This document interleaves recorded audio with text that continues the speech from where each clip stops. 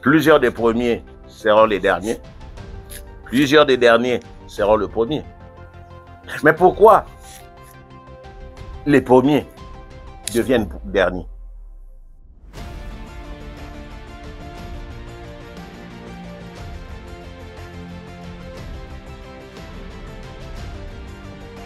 La monotonie et l'absence d'esprit de compétition. La monotonie est le fait d'être accoutumé, habitué à une situation quelconque, de s'y plaire sans fournir d'efforts. Ainsi, l'absence d'esprit de compétition qui l'amène à sombrer dans la léthargie,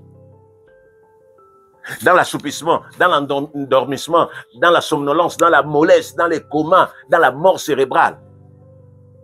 Pendant que les derniers vibrent d'espoir, mettant tous les atouts à leur compte pour atteindre l'objectif escompté.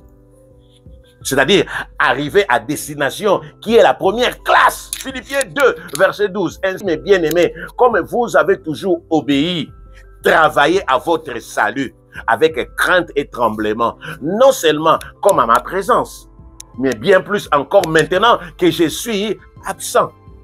La monotonie, l'absence de compétition, la vie. Nous avons besoin de courir.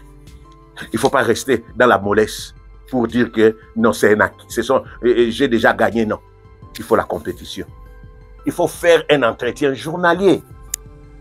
C'est-à-dire, il ne faut jamais se positionner comme ancien en pensant que tout nous est acquis et que nous sommes immuables, c'est-à-dire nous sommes pérennes, nous sommes stables, soutenus, rien ne peut nous bouger, nous sommes fixes. Non.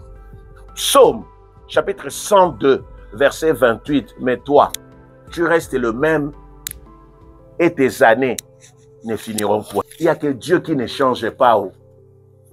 Il n'y a que Dieu qui ne change pas. Hébreux chapitre 13, verset 8. Jésus-Christ est le même, hier, aujourd'hui et éternellement. Il n'y a que Jésus qui ne change pas. Il n'y a que Dieu qui ne change pas. L'homme change. Voilà pourquoi la vie chrétienne nécessite un entretien quotidien. Penser qu'on a tout acquis est une aberration.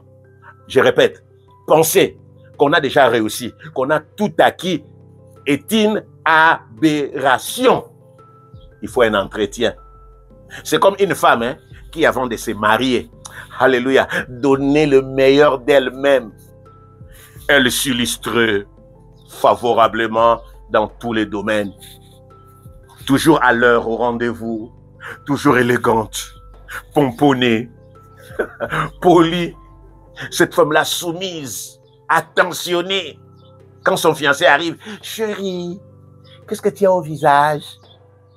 Oh chérie, tu n'es pas coiffée.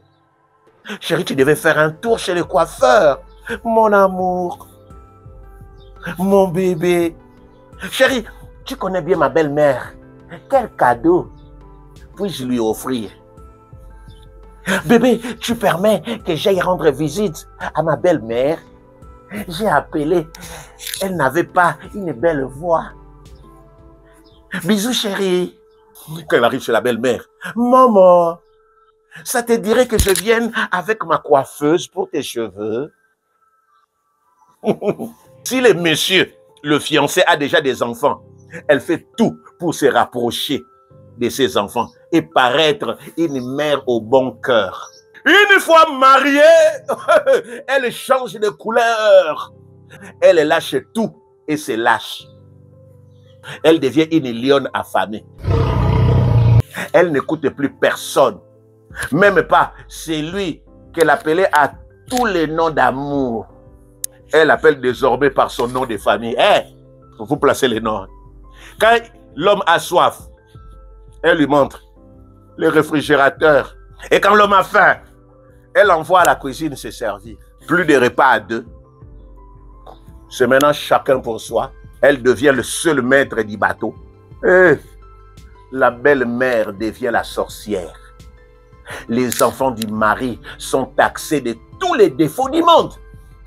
Et quand l'homme découvre que la femme sur qui elle comptait n'était plus la même, il cherchera ce qu'il avait abandonné ou une autre à qui il donnera la première place, et celle qui était première ira au banc de touche. C'est le cas de Vachi, hein? Dans Esther 1, verset 12, qui autrefois dansait pour plaire au roi. Une fois couronnée, a humilié les rois par son refus de danser. Or, hier, elle dansait. La Bible a dit, la reine Vachi refusa de venir quand elle reçut par les eunuques l'ordre du roi.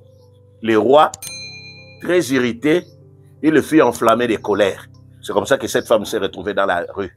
C'est le cas de plusieurs femmes qui humilient leur mari par leur caractère. Mais pendant les fiançailles, c'était des bonnes femmes.